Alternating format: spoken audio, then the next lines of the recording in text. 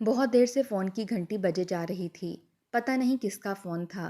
روبینہ اس وقت اپنی ماں کے کپڑے بدلوا رہی تھی، اس لیے بیچ میں سے اٹھ کر نہیں جا سکتی تھی۔ اول تو وہ اس کی ماں تھی جن کی خدمت اس کا فرض تھا، دوسرا وہ معذور بھی تھیں، تو کیسے ان کو چھوڑ کر فون سنتی؟ وہ اٹینڈنٹ کے ہونے کے باوجود ان کا ہر کام اپنے ہاتھوں سے کرتی تھی اور جنت کما رہی تھی۔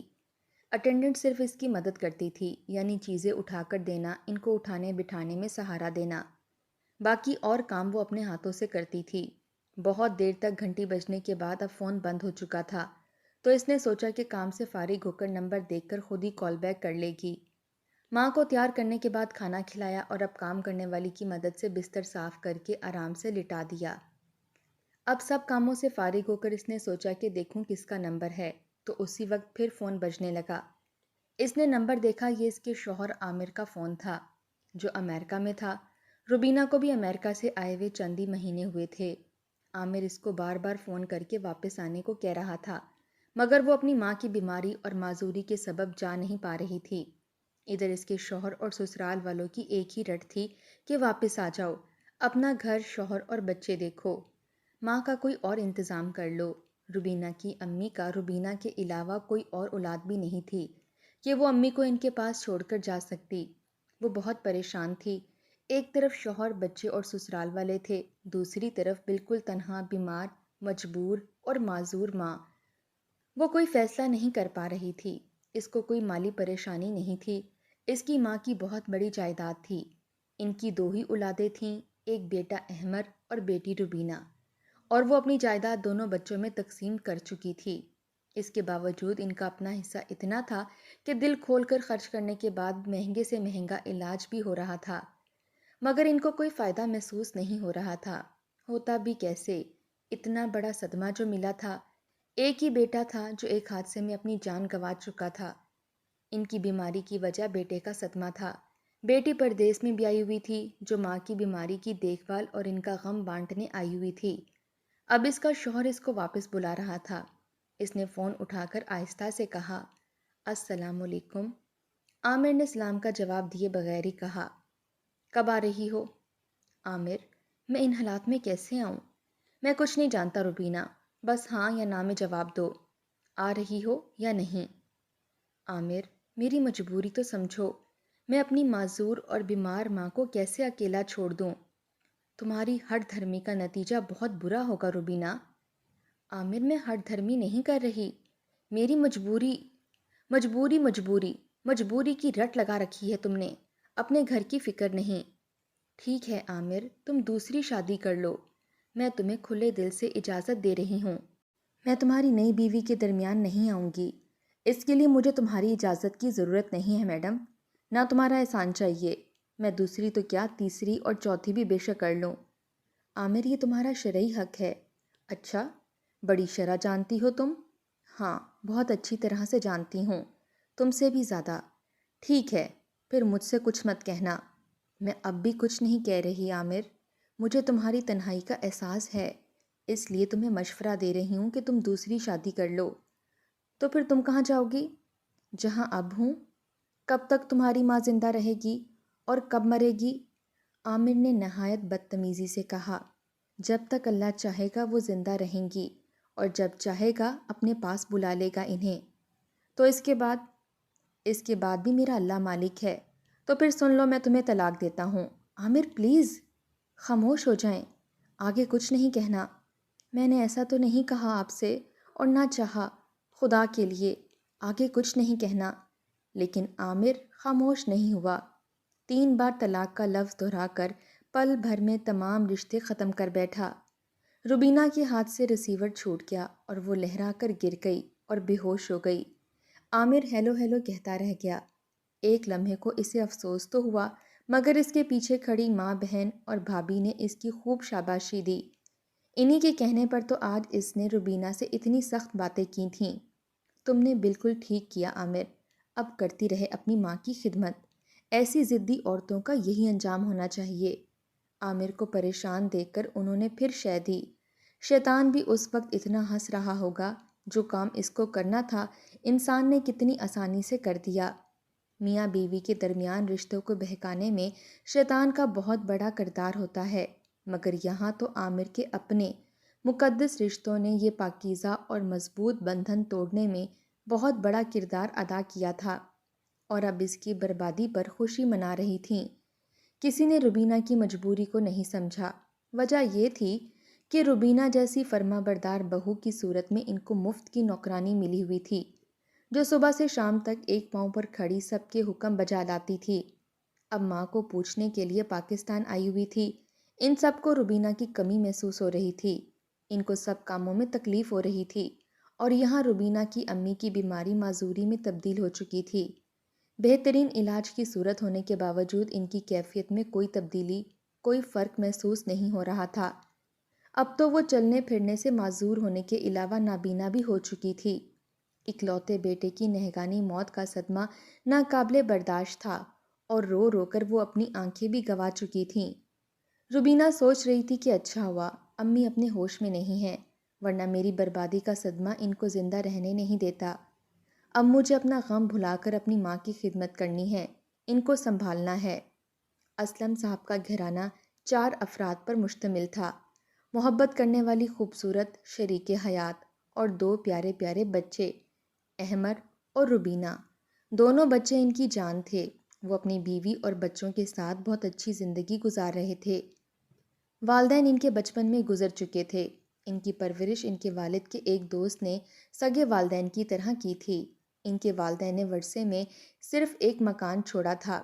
ان کے منہ بولے ماں باپ نے ان کی شادی کے بعد ان کے حوالے کر دیا، جس کو بیچ کر انہوں نے ایک چھوٹی سی فیکٹری قائم کی، جو دیکھتے ہی دیکھتے اتنی ترقی کر گئی کہ اب وہ کروڑوں میں کھیل رہے تھے۔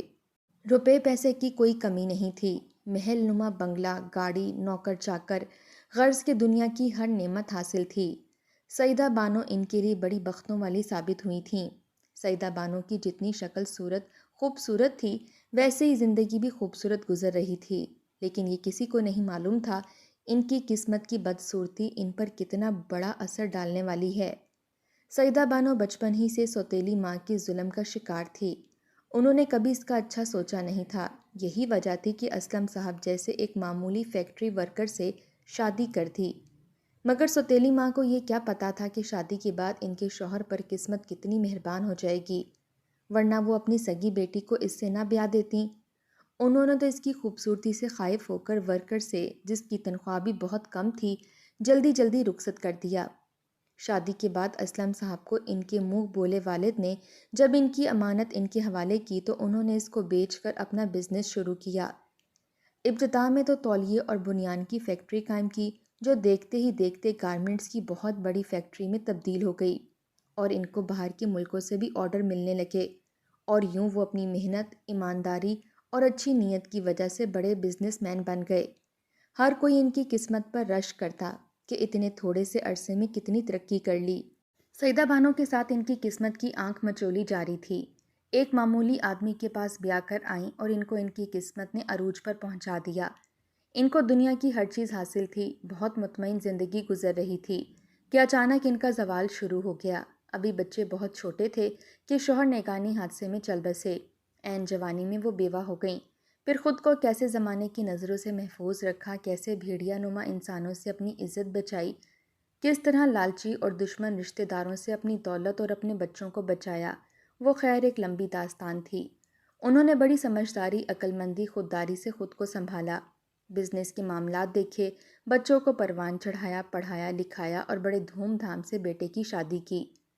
بیٹی بھی آگے امریکہ چلی گئی اور بیٹے نے باپ کا بزنس سنبھال لیا۔ دونوں بچے اپنی زندگی سے بہت خوش تھے۔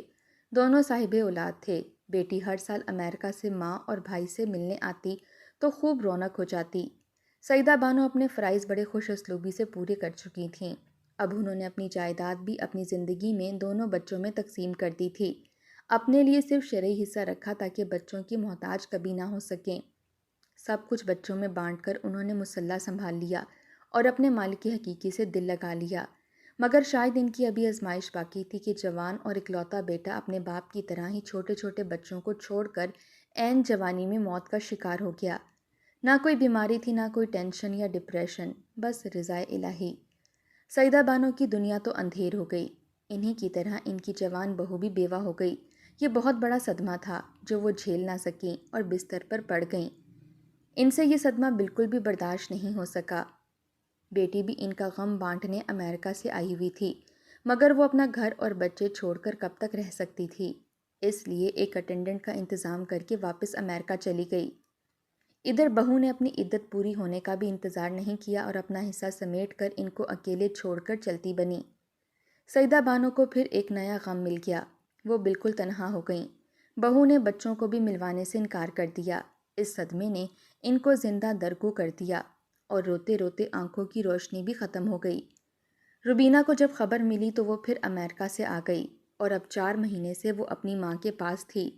ان کی جی جان سے خدمت کر رہی تھی کہ وہ واپس زندگی کی طرف آ جائیں، مگر اب وہ چلنے پھرنے سے بھی معذور تھیں۔ روبینہ نے بہت کوشش کی کہ وہ ان کو اپنے ساتھ امریکہ لے جائیں، مگر پتہ نہیں قسمت کو کیا منظور تھا کہ ان کو ویزا نہیں مل سکا اور روبینہ ان کو اس حالت میں چھوڑ کر نہیں جا سکتی تھی۔ جس ماں نے چھوٹی سی عمر میں بیوگی ملنے پر بھی دنیا والوں کے سامنے چٹان بن کر اپنے بچوں کی اچھی پرورش کی، آخر وہ اس ماں کو اکیلا کیسے چھوڑ کر جا سکتی تھی؟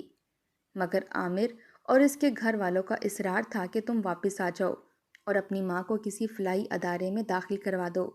تمہاری ماں کے پاس جو کچھ جائیداد میں بچا ہے اس میں سے اپنا حصہ لے کر تم واپس آ جاؤ اور اپنی ماں کا حصہ اس ادارے کے نام کر دو تاکہ وہ ان کی دیکھ بھال اچھی طرح سے کر سکیں۔ مگر روبینہ اس کے لیے بالکل تیار نہیں تھی۔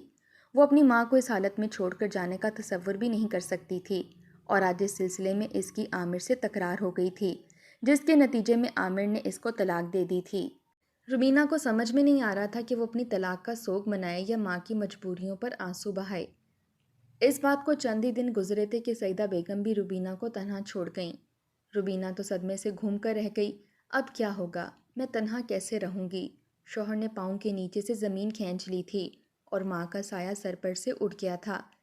کاش عامر تم فیصلہ کرنے میں اتنی جلدی نہ کرتے، کچھ دن تو میری مجبوریوں پر صبر کر لیتے۔ اس دن پہلی بار اس نے دل میں عامر سے شکوہ کیا۔ عامر اور اس کے گھر والوں سے اس کا رشتہ تو ٹوٹ چکا تھا، مگر اس کا اپنے بچے سے تو رشتہ تھا۔ وہاں اس کا بیٹا تھا اور وہ اس کی ماں تھی۔ کاش اپنے بیٹے کی ماں سمجھ کر اس سے کوئی تعزیت کر لیتا۔ وہ تنہا رہ گئی تھی، اس لیے ایسی بے تکی سوچیں اس کو پریشان کر رہی تھیں۔ اور پھر ایک دن اس کی سابقہ ساس اور نندوں کا فون آ گیا۔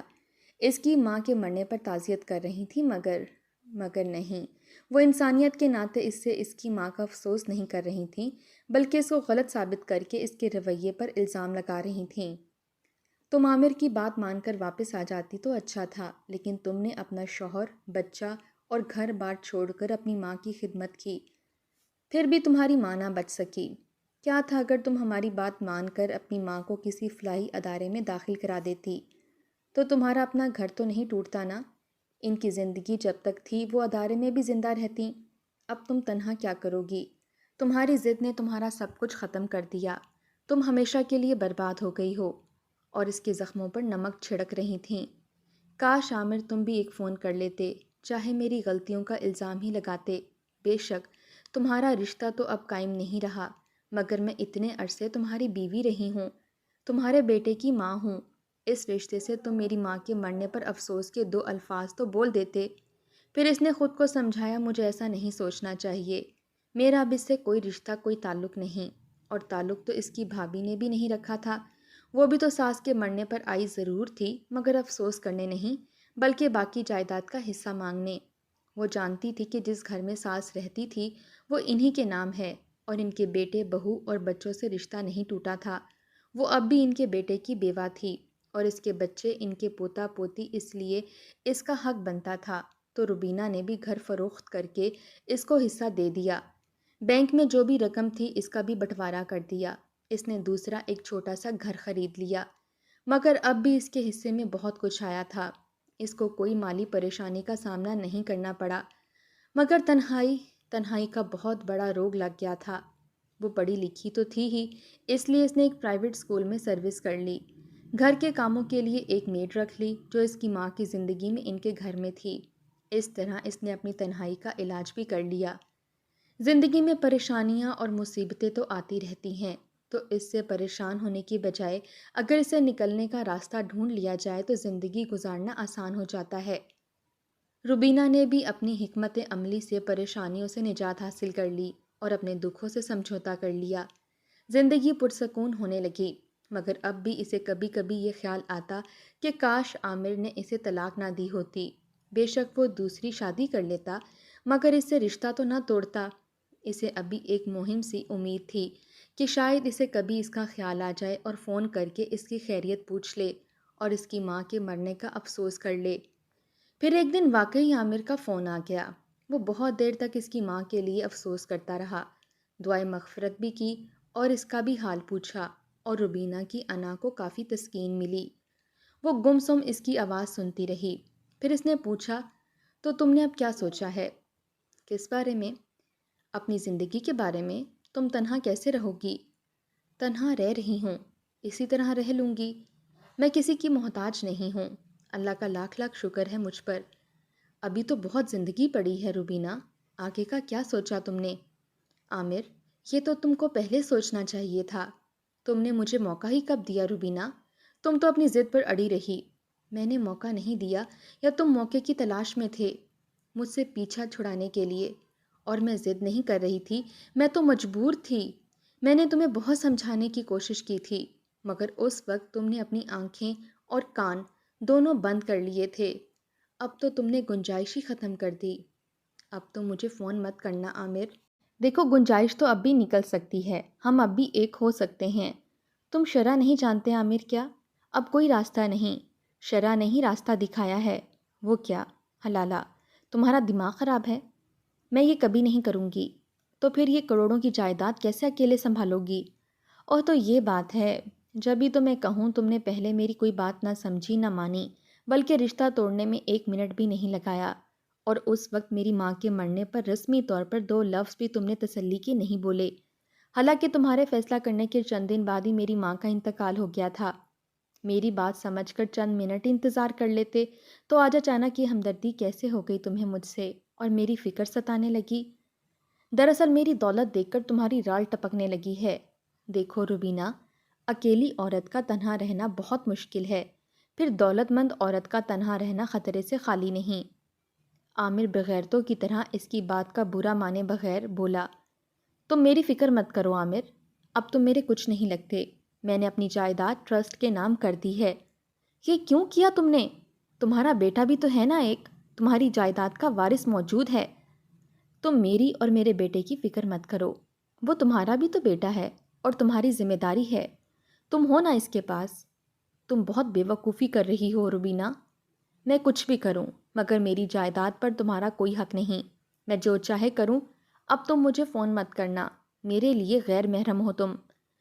لیکن میں اب بھی تمہارا محرم بن سکتا ہوں، تو میری بات تو غور سے سنو۔ نہیں، ہرگز نہیں، مجھے وہ قبول نہیں۔ تم ایک بار پھر اچھی طرح سے سوچ لو۔ عامر، تم نے سوچنے سمجھنے کا موقع ختم کر دیا ہے، مجھے تم سے اب کبھی بھی کوئی بات نہیں کرنی۔ روبینہ نے خود اعتمادی سے کہا اور فون بند کر دیا۔ اس کو حالات نے بہت مضبوط بنا دیا تھا، لیکن عامر اس کو آسانی سے چھوڑنے والا نہیں تھا۔ کچھ دنوں بعد اس نے پھر فون کیا۔ ہاں، تو کیا سوچا ہے تم نے؟ میں نے جو سوچا ہے تمہیں بتا دیا ہے، اور میں تم سے کوئی رابطہ نہیں رکھنا چاہتی، یہ بھی بتا چکی ہوں۔ تو پھر تم نے مجھے فون کیوں کیا؟ مجھے تم سے کوئی بات نہیں کرنی ہے۔ روبینہ، خدا کے لیے فون نہیں بند کرنا، میری بات سن لو۔ تم اتنے عرصے میری بیوی رہ چکی ہو تو مجھے اچھی طرح سے جانتی ہو، میں نے جو بھی کہا تھا غصے میں کہا تھا۔ میں تمہاری دوری برداشت نہیں کر پا رہا تھا۔ مجھے تم سے بہت محبت ہے، میں تمہیں بہت اچھی طرح سے جان چکی ہوں عامر، بس اب کچھ مت کہنا۔ اگر میں نے کبھی سوچا بھی تو تمہارے لیے نہیں بلکہ کسی اور کے لیے سوچوں گی۔ اول تو میں ایسا کبھی نہیں کروں گی، لیکن اگر کبھی دوبارہ گھر بسانا چاہا بھی تو وہ تم ہرگز نہیں ہو سکتے۔ میں کسی اور سے رشتہ جوڑ لوں گی، آزمائے ہوئے کو دوبارہ نہیں آزمایا جاتا۔ عامر کو جلانے کے لیے روبینہ نے کہا، اور تمہارے بیٹے کا کیا ہوگا؟ تم اس کو اس کے حق سے کیوں محروم کر رہی ہو؟ عامر کا غصے سے برا حال ہو گیا۔ وہ اس کی دولت سے اتنی آسانی سے دستبردار ہونا نہیں چاہتا تھا۔ اب اسے روبینہ نہیں بلکہ اسے پیسے کی ضرورت تھی، اور روبینہ بہت اچھی طرح سے یہ بات سمجھ گئی تھی۔ تمہاری اطلاع کے لیے عرض ہے، تم نے میرے بیٹے کو بے شک مجھ سے جدا کر دیا ہے، مگر پھر بھی وہ میرے رابطے میں ہے اور میں نے اس کے لیے وصیت تیار کر لی ہے۔ مناسب وقت پر اس کو اس کا حق مل جائے گا۔ تم چاہو تو میں اب بھی اس کا خرچ اٹھانے کو تیار ہوں، مگر تمہارے ہاتھ میں ہرگز نہیں دوں گی۔ روبینہ دوسری شادی ہرگز نہیں کرنے والی تھی، حالانکہ ابھی وہ بالکل نوجوان تھی۔ اس نے عامر کو ٹوٹ کر چاہا تھا، مگر اب اس کی اصلیت جان کر اس کے دل سے مرد نام کی ضرورت ہی اتر چکی تھی۔ رشتہ تو پہلے ٹوٹ گیا تھا، اب کیا باقی بچا تھا؟ روبینہ نے اب اللہ سے لو لگا لی تھی۔ اب اسے دنیاوی سہارے کی ضرورت نہیں تھی، اس کے لیے اس کا اللہ ہی کافی تھا۔ جس طرح اس کی ماں بھری جوانی میں بیوہ ہو گئی تھی اور اللہ سے اس نے لو لگا لی تھی، اسی طرح روبینہ نے بھی عشق حقیقی سے دل لگا لیا تھا۔ اب اسے صرف اپنے حقیقی محبوب کو منا کر رکھنا تھا۔ وہ اچھی طرح جان گئی تھی کہ مال اور اولاد دنیا کی زینت ہے، باقی رہ جانے والے اعمال صالحہ ہیں، اور یہی بات اللہ نے قرآن میں کہی ہے۔ اللہ سے محبت کر کے وہ اپنے آپ کو بہت محفوظ اور مضبوط بنا چکی تھی۔ اب اسے کوئی نہ ڈر تھا، نہ خوف اور نہ پریشانی۔ جو اللہ کا ہو جائے اللہ بھی اسی کا ہو جاتا ہے۔ عشق حقیقی میں جو مزہ ہے وہ دنیا کی کسی چیز میں نہیں۔ عامر دنیاوی نعمتوں سے محروم ہونے پر افسردہ تھا۔ اسے پچھتاوا ہو رہا تھا کہ کاش اس نے روبینہ سے جلد بازی میں رشتہ نہ توڑا ہوتا، تو اس وقت وہ اس کی دولت پر عیش کر رہا ہوتا۔ اور یہ بات سچ تھی کہ کوئی دنیا نہ ملنے پر افسردہ تھا تو کوئی دنیا بنانے والے کو پا کر خوش تھا۔